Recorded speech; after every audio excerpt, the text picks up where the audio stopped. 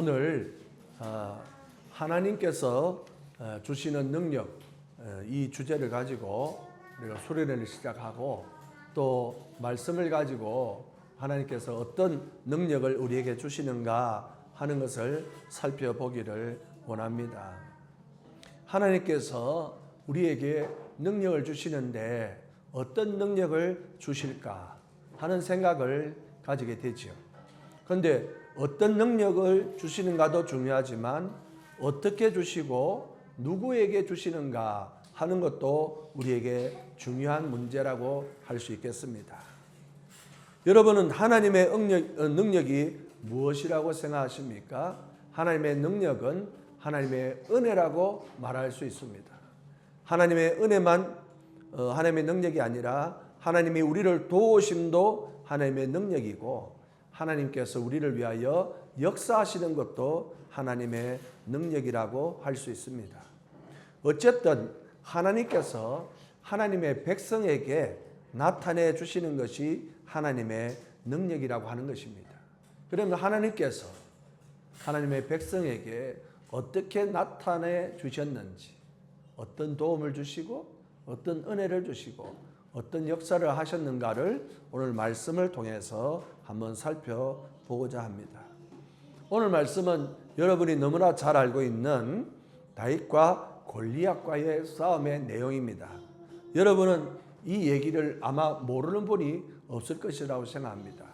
그런데 여러분, 다윗과 골리앗의 싸움은 어떤 싸움이라고 여러분은 생각하십니까? 눈으로 보기에는 다윗과 골리앗의 싸움이지만 그 싸움에 깊이 들여다보면은 또 다른 뜻이 있음을 알게 되지요. 여러분께서 이 다윗과 골리앗을 싸움을 보실 때에 하나님을 믿는 자와 믿지 않는 자와의 싸움이라고 하는 것을 생각하시면서 이 말씀을 보시면 하나님께서 어떤 능력을 주시는가 하는 것을 발견할 수 있습니다.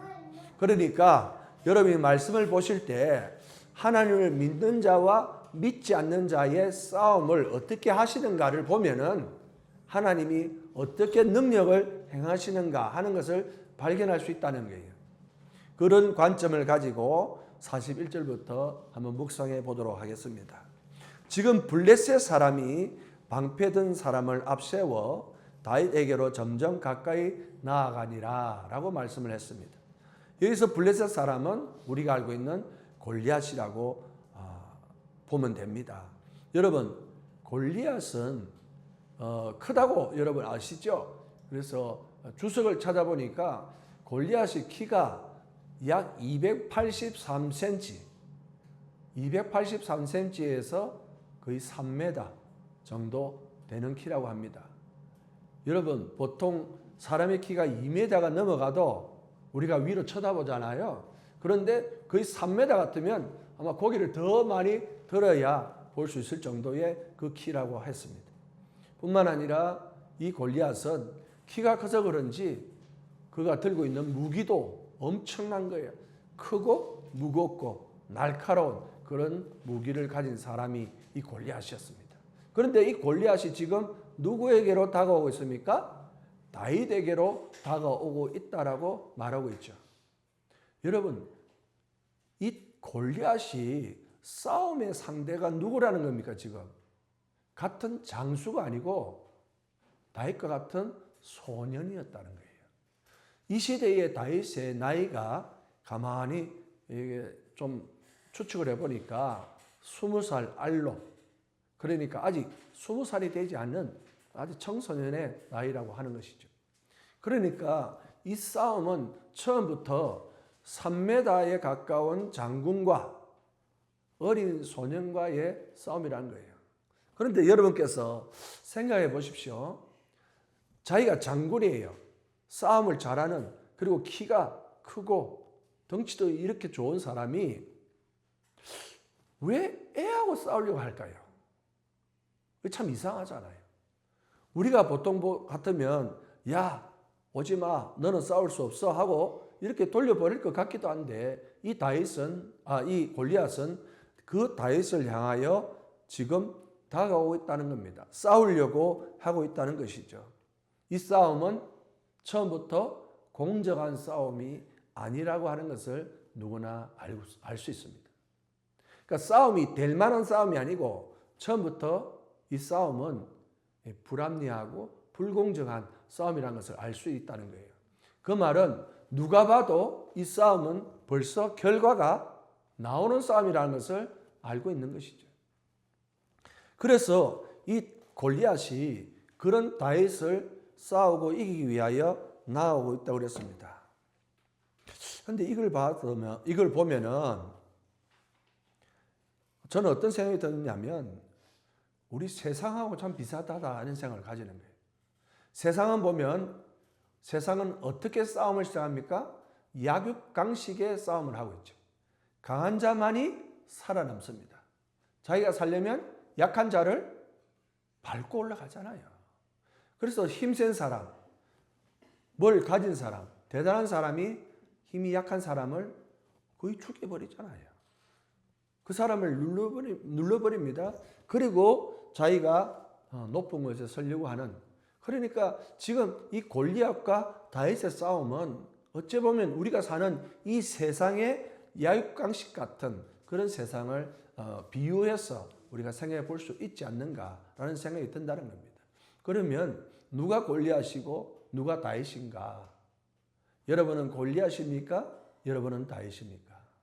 여러분은 강자입니까? 여러분은 약자입니까? 오늘 말씀을 보면서 생각해 봐야 되는 거예요. 이 얘기는 단순히 골리앗과 다윗의 싸움인 줄 알았는데 내가 골리앗인지, 내가 만약에 약자를 싸움을 붙었다면 내가 골리앗이 되는 거예요. 나도 모르게. 그런데 또 내가 다윗인가?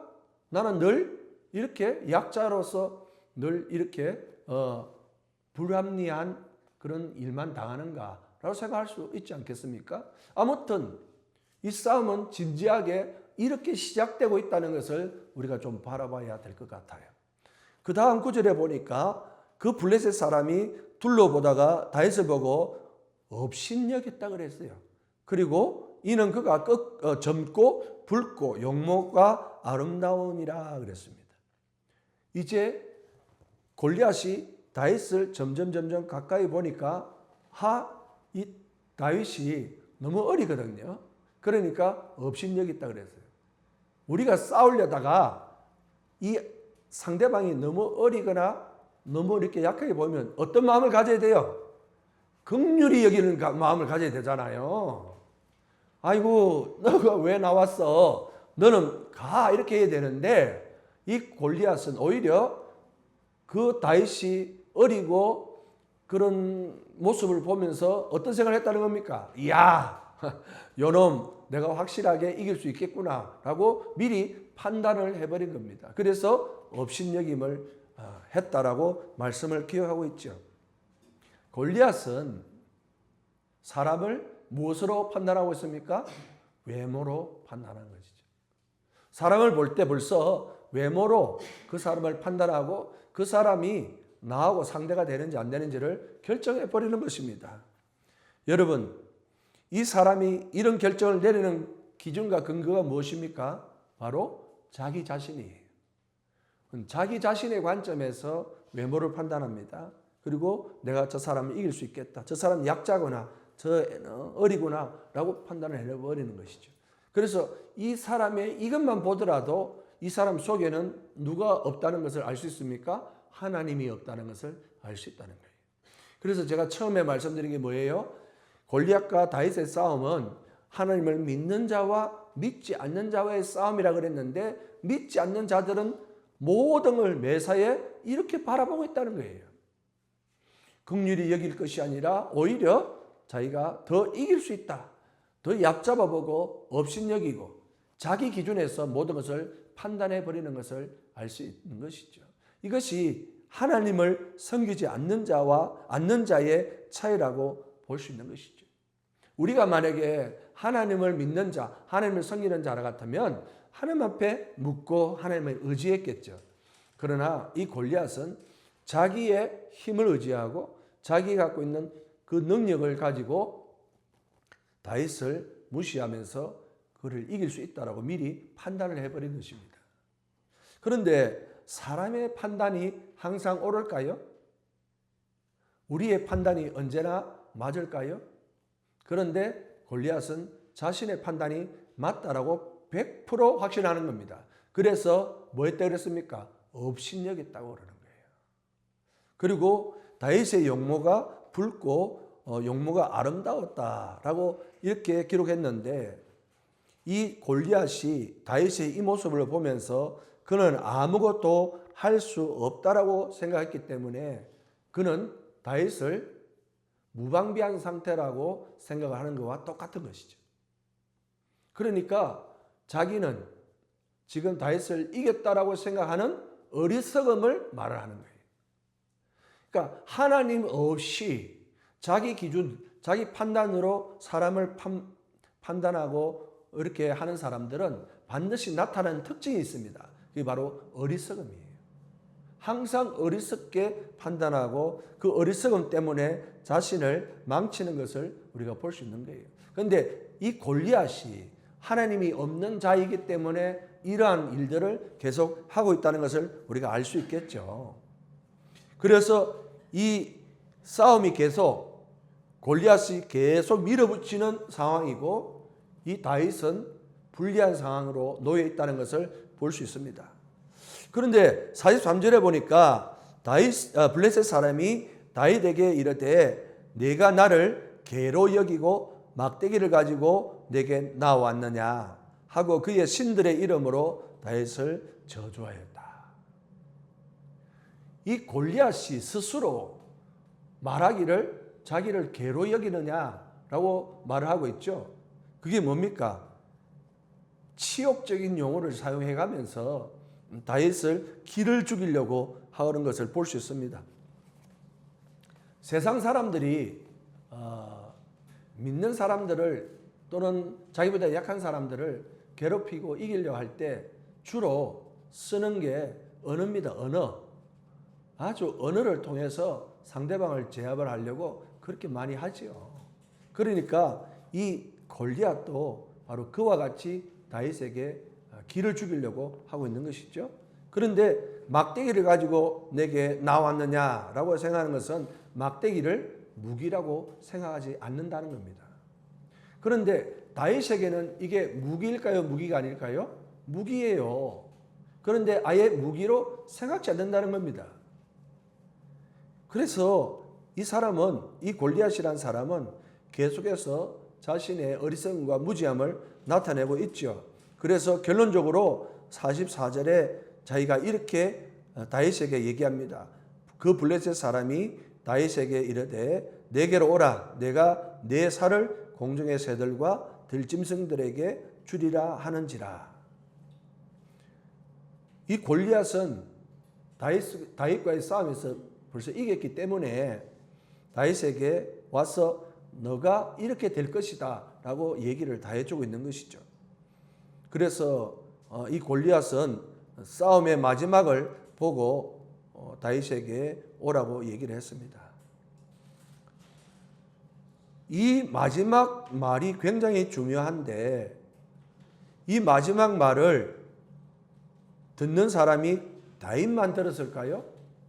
거기에 있는 모든 사람들도 다 들었겠죠.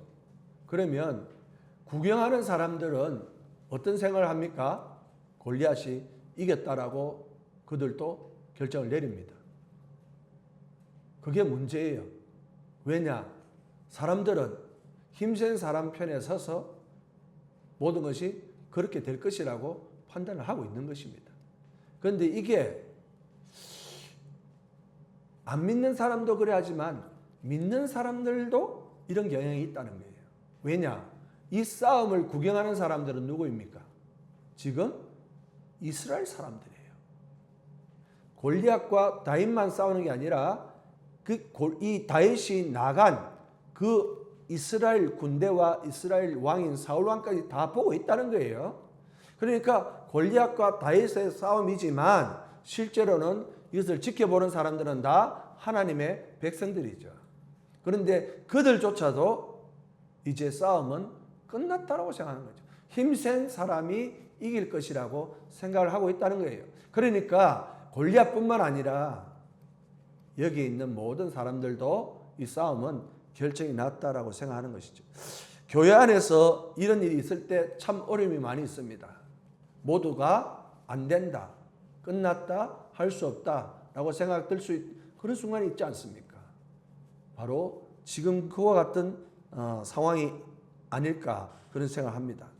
여기까지가 골리앗이 다윗에게 던진 말이에요. 이제부터 누구의 관점이 나오겠습니까? 다윗의 관점이 나옵니다. 골리앗이 다윗에게 해주는 말은 세상 사람들이 하나님 믿는 사람들에게 하는 말과 똑같은 거예요. 그렇게 우리에게 접근합니다. 또 그렇게 바라봅니다. 동시에 하나님의 백성이면서도 하나님을 믿는다고 하면서도 골리앗과 같은 생각을 가지고 있는 사람들도 많이 있다는 것을 알 수 있겠죠. 그런데 유일하게 이 다윗이 이제 그런 사람들에게 귀한 말을 던져주는 것을 볼 수 있습니다. 45절에 보니까 다윗이 이제 블레셋 사람에게 이르되 너는 칼과 창과 단창으로 내게 나아오거니와 나는 만군의 여호와의 이름 곧 내가 모욕하는 이스라엘 군대의 하나님 이름으로 내게 나아가니라 라고 말했죠. 정확하게 대비되는 말씀입니다. 골리앗이 누구를 의지했습니까? 자기 자신을 의지해서 나왔습니다. 정확하게 다윗은 하나님을 의지해서 나왔습니다. 그러니까 이 싸움은 키가 3m가 되는 장군과 어린아이 싸움이기도 하지만 동시에 하나님을 믿지 않는 자와 하나님을 믿는 자의 싸움이라는 것을 여기에서 정확하게 보여주는 것이라고 볼 수 있습니다. 또 한 가지, 골리앗은 엄청난 무기를 들고 나왔습니다. 그리고 자기를 지키는 방패를 지킨 자들과 함께 나왔지만 이 다윗은 막대기 하나 들고 나온 것입니다. 그러니까 쓰는 무기도 정확하게 달랐지요. 차이 나는 것이 많이 있었습니다. 한마디로 이 싸움은 영적인 싸움이라는 것을 알 수 있겠습니다. 이제 여러분, 골리앗이 걸어온 싸움이 세상의 싸움, 세속의 싸움이라면 이 싸움이 다윗이 이 말을 함으로써 누구의 싸움으로 옮겨갑니까? 하나님의 싸움으로 옮겨가는 거예요. 골리앗은 다윗에게 왔지만 이 다윗이 그 싸움을 완전히 하나님의 싸움으로 바꾸어 버렸다고 하는 것에 우리가 굉장히 주목해야 된다 하는 것입니다. 여러분, 우리도 우리 앞에 있는 싸움이 많이 있습니다. 그런데 혼자 갖고 실험하는 것이 아니고 싸우는 것이 아니라 다윗과 같이 그 싸움을 하나님의 싸움으로 가져와야 된다는 거예요. 그럴 때만이 이 싸움의 승리를 볼 수가 있습니다. 나의 문제, 나의 싸움이 아니라 하나님의 싸움으로 가져와야 돼요. 이것을 하나님의 싸움이 아니고 계속 자기 싸움으로 가지고 있는 사람이 있다면 그 사람은 누구겠습니까? 지금 구경꾼인 이스라엘 백성하고 똑같은 거예요. 골리앗과 다윗 싸움의 중간에 있는 이스라엘 이 사울 왕과 군대들은 골리앗과의 싸움을 하나님의 싸움으로 가지고 가지 아니하고 자기들 싸움으로 가지고 있으니까 어떻게 합니까? 무서워서 벌벌벌벌 떨고 있어서 아무도 나가지 못하는 거예요. 그러나 다윗은 하나님의 싸움으로 바꾸어 버렸기 때문에 골리앗과 싸우러 나간 것입니다. 이제 다윗이 하나님의 싸움으로 바꾸고 난 다음에 어떤 말을 합니까? 46절에 오늘 여호와께서 너를 내 손에 넘기시리니 내가 너를 쳐서 내 목을 베고 블레셋 군대의 시체를 오늘 공중의 새와 땅의 들짐승들에게 주어 온 땅으로 이스라엘 하나님이 계신 줄을 알게 하겠고. 이 다윗이요, 골리앗과의 싸움에서 하나님의 싸움으로 바꾸고 난 다음에 아주 중요한 얘기를 하고 있습니다. 그게 뭐냐? 자기가 하겠다는 얘기를 한 가지도 얘기하잖아요. 누가 하실 것이라는 것을 얘기하고 있습니까? 하나님이 하실 것을 얘기하고 있다는 거예요. 골리앗은 누가 할 것을 얘기했습니까? 자기가 할 것을 얘기하고 있습니다. 그러나 다윗은 내가 아니고 나오기는 내가 나왔지만 하나님이 이제 그렇게 하실 거야 라고 말을 하고 있지 않습니까? 야, 이 보면은 놀라운 일이에요. 똑같이 골리앗도 장담을 했습니다. 내가 오늘 너를 죽일 것이다. 너를 공중에 또 새들과 들짐승들의 먹잇감을 주겠다라고 했는데 이 다윗은 역으로 이 싸움은 내가 이길 것이고 너를 오히려 들짐승의 시체로 줄 것이다 라고 이렇게 얘기하는 것입니다. 그러니까 완전히 똑같은 얘기지만 주제만 바꾸어서 골리앗은 자기가 하겠지만 여기는 하나님이 하시고 내가 그 일을 결과만 따를 것이다 라고 이렇게 얘기하고 있다는 것을 우리가 보면서 이거 굉장한 우리에게 주는 도전이 있다는 겁니다. 왜냐? 이 다윗이 근거 없는 자신감을 보였습니까? 아니라는 거예요. 이 다윗이 근거 있는 자신감을 보인다는 거예요. 이게 놀라운 일입니다. 누가 처음부터 싸움을 걸었을 때 너는 안 돼. 너는 너무 약해. 너는 너무 어려. 너는 너무 가진 것이 없어. 라고 말하겠지만 우리는 아니야. 나는 할 수 있어. 나는 이길 수 있어. 라고 말하는 그 근거가 뭐라는 겁니까? 내가 아니라 하나님이 하시기 때문에 내가 할 수 있다라고 하는 그 근거를 제시한다는 거예요. 놀라운 일이지 않습니까? 그래서 다윗이 굉장한 말을 한 가지 더 보냅니다. 뭘 보내느냐? 마지막 구절을 보세요. 온 땅으로 이스라엘에 누가 계신 줄을 알게 하겠다? 하나님이 계신 걸 알겠다. 그런데 여기 보세요. 여기 누구에게 하나님이 계신 걸 알게 하겠다 그랬습니까? 이스라엘이라고 그랬잖아요. 이스라엘이 하나님 계신 걸 모르겠습니까? 이스라엘이 하나님 계신 걸 알잖아요. 그런데 왜 다윗이 이스라엘에 하나님 계신 것을 알게 하겠다라고 왜 이 말을 꼭 집어서 말을 했느냐 이 말이에요. 누구에게 하는 말입니까? 지금 골리앗과 다윗 사이에서 구경하고 있는 그 이스라엘에게 하나님이 계심을 알게 하겠다는 거예요. 그 이스라엘이 누굽니까?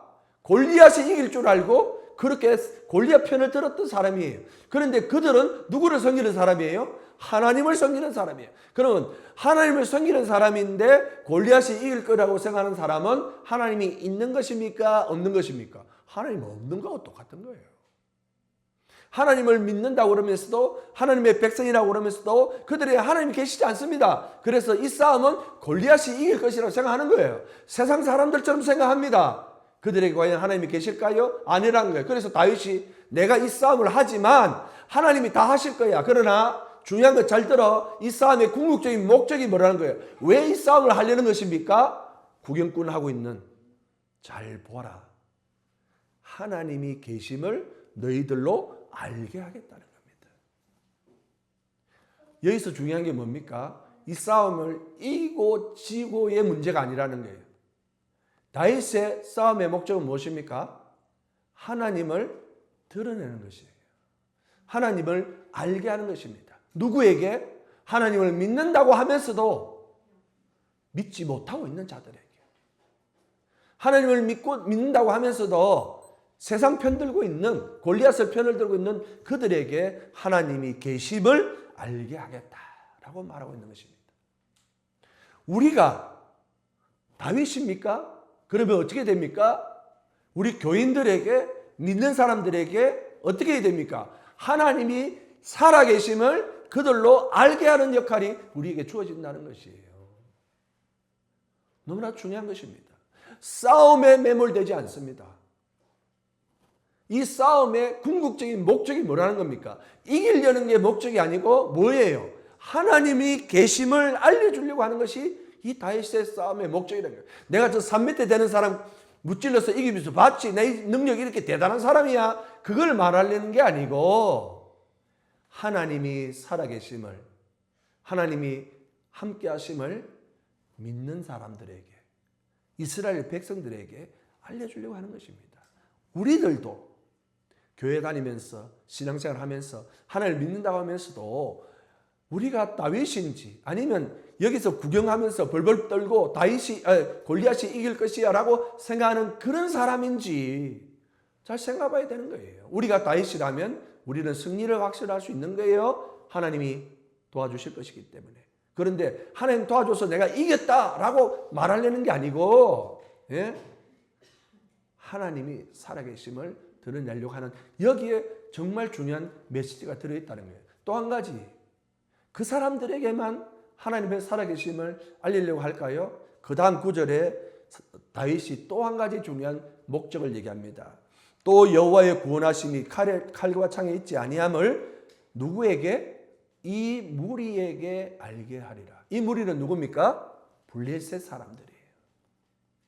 블레셋 사람들은 믿는 사람들입니까? 하나님을 믿지 않는 사람들입니까? 하나님을 믿지 않는 사람들이죠.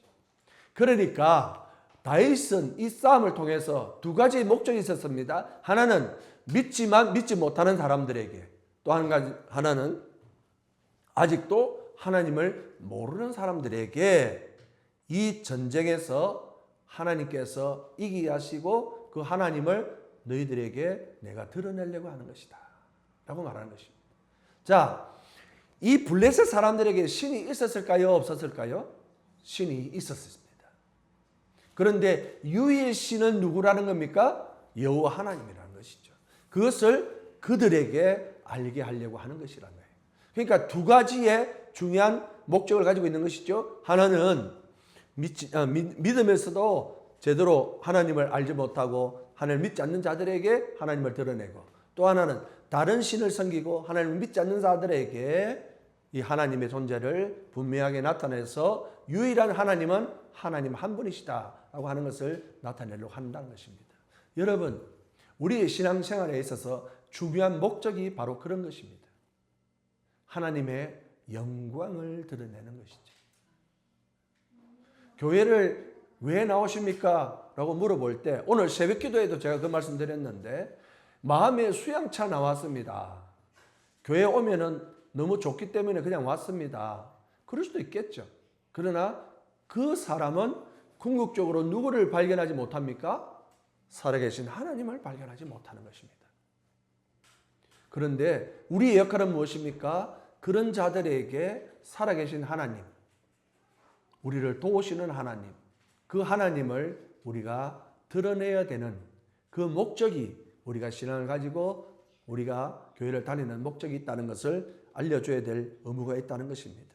그래서 이 47절에 또 여호와의 구원하심이 칼과 창에 있지 아니함을 이 무리에게 알게 하려 하리라. 전쟁은 여호와께 속한 것인즉 그가 너희를 우리 손에 넘기시리라. 그래서 그들에게 하나님을 알게 하고 마지막으로 하나님의 절대 주권을 알려주려고 하십니다. 절대 주권은 뭡니까? 싸움은 처음부터 하나님 손에 달려있다. 골리앗과 다윗, 너와 나의 문제가 아니라 하나님 손에 달려있다. 이미 그게 되어 있다는 것입니다. 그러니까 하나님께서 이 싸움을 이미 결정하셨는데 누구로 결정하셨다는 겁니까? 다윗으로 결정하셨다는 것이죠. 왜 그렇습니까? 하나님께서 다윗에게 능력을 주셔서 다윗으로 이 싸움을 승리케 하신다는 것이죠. 하나님의 절대 주권으로 하나님이 다윗에게 능력을 주셔서 이 골리앗을 이길 수 있게 하는 그 전쟁을 하나님께서 이렇게 준비하셨다는 것입니다. 오늘 메시지의 가장 핵심은 바로 여기에 있습니다. 하나님의 절대 주권으로 하나님의 능력을 주시는데 어떤 자에게 주시느냐는 겁니다. 어떤 자에게 주십니까? 작은 자에게 주시는 거예요. 하나님의 능력은 작은 자에게 주시는 거예요. 제일 처음에 싸움할 때 뭐라 그랬습니까? 골리앗과 이 다윗의 싸움은 3m 장군과 어린 청소년의 싸움이에요. 처음부터 불합리하고 모두가 골리앗이 이길 것이라고 얘기했습니다. 다윗은 작은 자였습니다. 다윗은 없는 자였습니다. 다윗은 부족한 것이 많은 사람이었습니다. 누구도 다윗을 이길 것이라고 생각하지 않았습니다. 그런데 하나님은 바로 그 자에게 능력을 주셔서 3m가 아니라 10m라도 하나님께서 이기게 하시면 거기서 승리를 보게 하는 줄로 믿습니다. 그것이 하나님의 절대 주권이고 그것이 하나님이 주시는 능력이라고 하는 사실을 오늘 이 말씀을 통해서 우리가 발견할 수 있다는 겁니다. 사랑하는 여러분, 하나님께서는 항상 작은 자에게 힘을 실어주셔요. 힘없는 자에게 능력을 주십니다. 약한 자를 강하게 하시는 그것이 하나님의 놀라운 능력이고 역사라고 하는 것이죠. 그래서 우리는 그럴 때마다 뭐라고 그럽니까? 하나님이 나에게 은혜를 베푸셨구나 라고 말하는 것이죠. 만약에 이 하나님의 능력과 은혜가 없다면 다윗이 이길 수 있었겠습니까? 천만의 말씀이요. 세상 사람들이 말하는 대로 그렇게 골리앗이 이겼을 것입니다. 그러나 하나님께서는 그렇게 보지 않는 것입니다. 작은 자에게 능력 주시면 얼마든지 역전될 수 있다는 것을 이 말씀을 통해서 보여주시는 것이죠. 우리는 이 말씀을 통해서 이 싸움은 이미 작은 자에게 있다는 것을 발견하게 되는 것이죠. 왜? 다윗이 그렇게 고백했으니까요. 실제로 그랬는가요? 48절부터 간단하게 빨리 살펴보겠습니다. 블레셋 사람이 일어나 다윗에게 마주 가까이 왔습니다. 그러니까 47절까지는 다윗의 말이 전달됐습니다. 이제 싸움이 실제 시작됐습니다. 어떤 결과가 나타나냐? 마주 가까이 올 때 다윗이 블레셋 사람을 향하여 빨리 달리며, 이야, 지금 다윗이 약하다 그랬잖아요. 작은 자라요. 키가 벌써 차이 나고 몸도 약합니다. 그런데 달려오기는 누가 먼저 달려와요? 다윗이 먼저 달려오는 겁니다. 왜 그렇습니까? 자신감이 있었거든요. 담대하게 달려옵니다. 자신 없으면 쭈삣쭈삣 했겠죠. 그런데 다윗은 오히려 확신을 가지고 달려오는 것입니다. 내가 빨리 가서 이겨야 되겠다라고 하는, 참으로 다윗의 이 모습을 보면서 좀 우리의 모습을 좀 뭐랄까요, 반성해 보기도 합니다. 우리는 뭐 일할 때 보면 자꾸 이렇게 미루거나 뒤로 백업을 하는 경우가 참 많지 않습니까? 오히려 달려가는 겁니다. 달려가서 골리앗을 이기려는 것보다 달려가서 무엇을 확인하고 싶어 하는 걸까요? 지금 다윗이 하나님이 말씀하신 그 승리를 확인하고 싶은 거예요.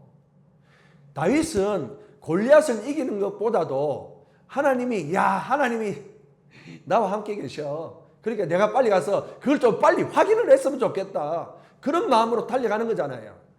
그러니까 기대감을 가지고 달려가지 않습니까? 이 모습이 저는 너무너무 부러운 거예요. 야, 얼마나 마음이 그렇게 했으면 빨리 확인하고 싶어서 달려갔다고 그랬습니다. 달려가서 어쨌습니까? 49절에 보니까 손을 주머니에 넣어 돌을 가지고 물매를 던져 블레셋 사람의 이마를 치매 돌이 그의 이마에 박히니 땅에 엎드러지니라. 여러분, 달리면서 돌을 던지는 것이 쉽겠습니까? 가만히 서 있으면서 던지는 것이 쉽겠습니까? 가만히 있으면서 안정된 자세에서 던지는 것이 더 쉬울 거 아니에요. 그런데 지금 다윗은 달려가면서 돌을 던지고 있습니다. 맞힐 확률이 희박한 거예요. 사실은 떨어질 거 아닙니까? 그런데 다윗은 조금도 주저함이 없이 달려가면서 주문에서 물맷돌을 해가지고 막대기에 돌려서 이 골리앗을 향하여 던졌습니다. 그런데 여러분, 이 다윗이 골리앗의 이마를 향하여 던졌겠습니까? 저는 그렇게 생각하지 않아요. 다윗이 얼굴을 향하여 던지기는 던졌을 것 같아요. 왜냐하면 얼굴이 치명적이니까.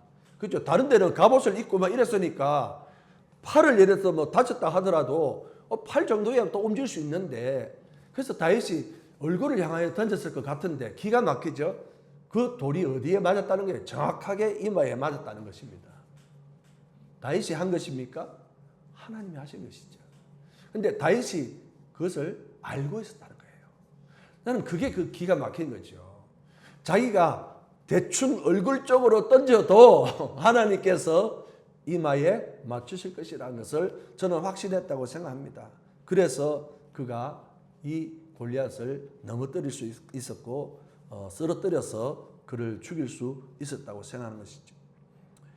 사람들이 생각하는 것과 전혀 다르게 이 싸움은 전개되었고 결과를 향하여 가고 있습니다. 그래서 50절에 보니까 그를 쳐 죽였고 자기 손에 칼이 없어서 오히려 골리앗의 칼을 들어서 골리앗의 목을 베어 싸움에서 이겼다고 그랬습니다. 결과는 역전되었습니다. 역전에 하나님께서 다윗의 손을 들어주신 것입니다. 결과로서 말해서 작은 자에게 주시는 하나님의 능력이 승리로 이어지는 것을 우리는 이 말씀을 통해서 확실하게 알 수 있습니다. 사랑하는 여러분, 작은 자에게 주시는 하나님의 능력은 이렇게 역전의 역사로 나타나는 것을 꼭 믿으시기를 바랍니다. 우리가 생각하고 세상 사람들이 생각하고 믿는다고 하면서도 아직 믿지 못하는 그런 사람들의 결과가 아니고 완전히 다른 결과가 나온다는 것입니다. 중요한 것은 하나님이 작은 자에게 능력을 주셔서 그 작은 자의 능력이 이런 결과로 나타난다는 것을 우리가 이 말씀을 통해서 알 수가 있습니다. 말씀을 통해서 우리가 묵상을 했는데 몇 가지 이 말씀을 통해서 우리가 생각해 봐야 될 것이 있습니다. 첫 번째로 다윗과 골리앗의 싸움에서 정말 중요한 것이 무엇일까? 작은 자에게 하나님이 능력을 주신다고 제가 분명히 말씀드렸죠. 작은 자에게 능력을 주셨기 때문에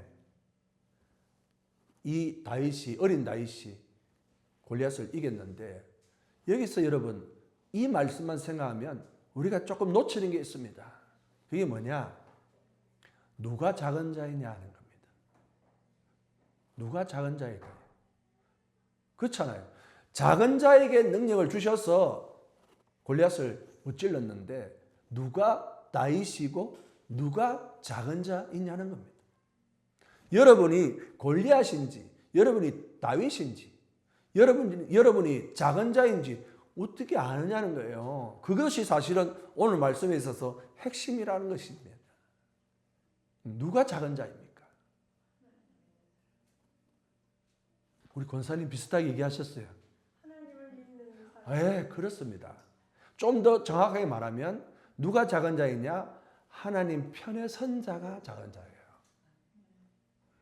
하나님 편에 선 자가 작은 자이고 그 작은 자가 하나님의 능력을 받게 된다는 사실이에요. 굉장히 중요한 말씀이에요. 우리는 누구나 다 누가 되고 싶어 합니까? 작은 자가 되고 싶어 합니다. 나도 작은 자가 되고 싶어 합니다. 그런데 내가 작은 자가 되고 싶다는 생각만 가지지 내가 누구 편에 서야 된다는 사실을 자꾸 까먹는 거예요. 내가 하나님 편에 서 있다면 나는 분명 작은 자이고 작은 자이면 하나님의 능력을 받아서 이 문제를 해결할 수 있고 이길 수 있다라고 내가 확신을 가져야 되고 아주 달려가면서 그렇게 담대하게 나가야 되는데 우리가 그러지 못한다는 사실을 깊이 깨달아야 된다는 거예요. 이 핵심은 다윗이 이겼다는 것만 중요한 게 아닙니다. 다윗과 같이 작은 자에게 하나님이 능력 주셔서 이기셨는데 누가 다윗이고 누가 작은 자이냐? 하나님 편에 선다. 그러면 다윗이 하나님 편에 섰는지 안 섰는지 어떻게 알아요? 다윗이 이미 목동에 있을 때부터 자기가 목동으로 하고 있을 때부터 그는 모든 사자와 곰을 어떻게 이겼습니까? 하나님의 이름으로 이겼던 거예요. 그는 항상 하나님 편에 서 있었습니다. 그렇기 때문에 그는 작은 자이지만 하나님 편에 서 있었기 때문에 무엇을 확실히 믿고 있었습니까? 하나님이 나를 도우실 것이다. 에베네셀의 하나님, 여호와의 하나님, 여호와 니시 하나님의 승리를 확신할 수 있었던 것입니다. 아무도 나가지 않았습니다. 다윗의 형제들도 있었습니다. 그러나 막내인 다윗이 나갔습니다. 사울 왕조차도 나가지 않았습니다. 다윗만이 나갔습니다. 이유는 딱 한 가지예요. 하나님 편의 선자가 다윗 한 사람밖에 없었기 때문입니다.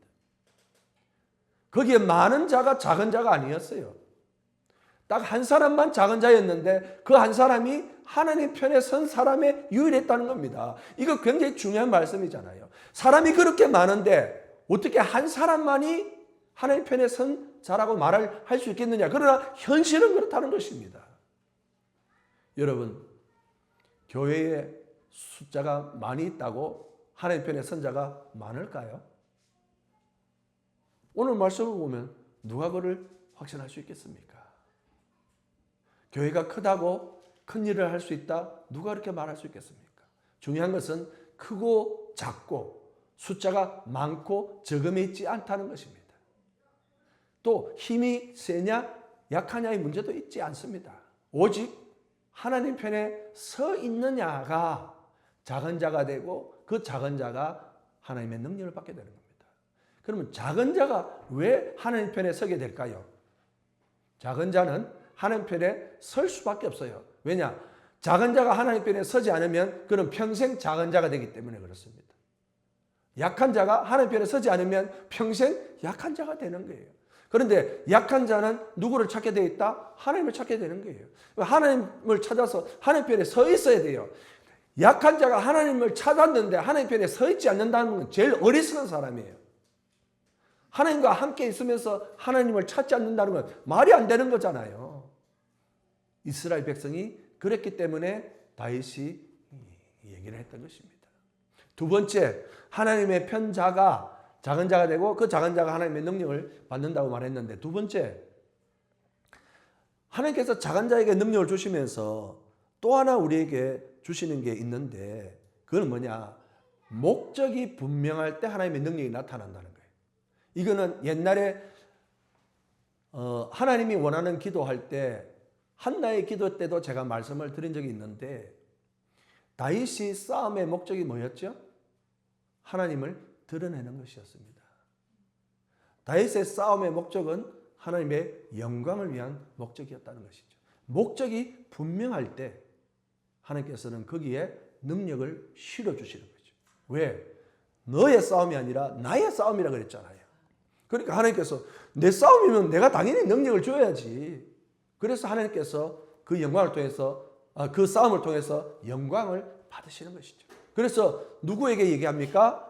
지금 중간에서 있는 이스라엘 백성들에게, 그리고 하나님을 믿지 않는 이 블레셋 사람들에게 하나님을 드러내어 하나님의 영광을 받으시는 것이죠. 그들이 고백이 뭡니까? 다윗이 골리앗을 쳐서 이기는 것을 통해서 뭐라고 고백하겠습니까? 야, 세상의 신은 여호와 하나님밖에 없구나 라는 고백을 거기 있는 사람들이 다 인정할 수밖에 없게 하는 것이죠.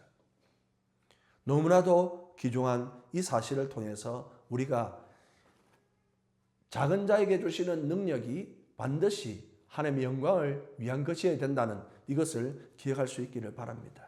그래서 고린도전서 10장 31절에 이런 말씀이 있습니다. 한번 찾아보겠습니다. 고린도전서 10장 31절. 우리가 왜 싸워야 되고 우리 싸움의 목적이 무엇인가 라는 말씀을 한번 찾아보겠습니다. 고린도전서 10장 31절입니다. 다 찾으십시오. 너무 중요한 말씀이기 때문에 우리 한번 같이 보도록 하겠습니다. 고린도전서 10장 31절. 다 찾으셨습니까? 찾으셨으면 우리 같이 한 목소리로 읽겠습니다. 시작. 그런즉 너희가 먹든지 마시든지 무엇을 하든지 다 하나님의 영광을 위하여 하라. 아멘.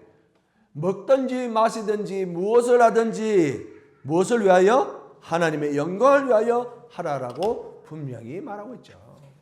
그러니까 우리 인생에 있어서 순간순간 싸움과 갈등과 문제가 있지만 그 모든 문제를 해결할 때는 반드시 목적이 있어야 돼요.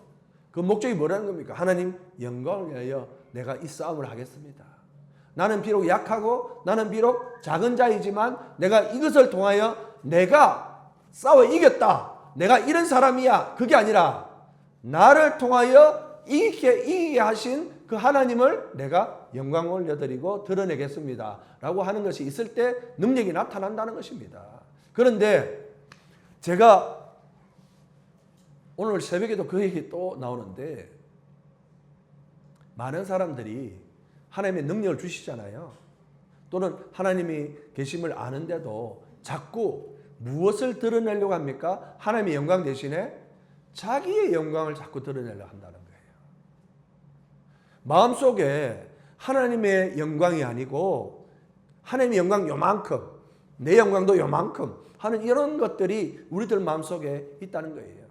그러다 보면 순간적으로는 이기는 것 같지만 나중에 보면 다시 넘어지게 되는 경우가 많이 있는 것이죠.